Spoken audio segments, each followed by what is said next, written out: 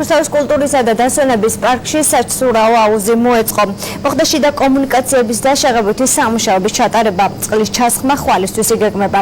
აუზი პატარებისთვისაა გათვლილი, გარდა ამისა პარკში არსებულ ტბაზე უკვე გახსნილია ვანაობის სეზონიც, სადაც რამდენიმე დღეში სპეციალური გასახდელი და საშხაპეები მოეწყობა.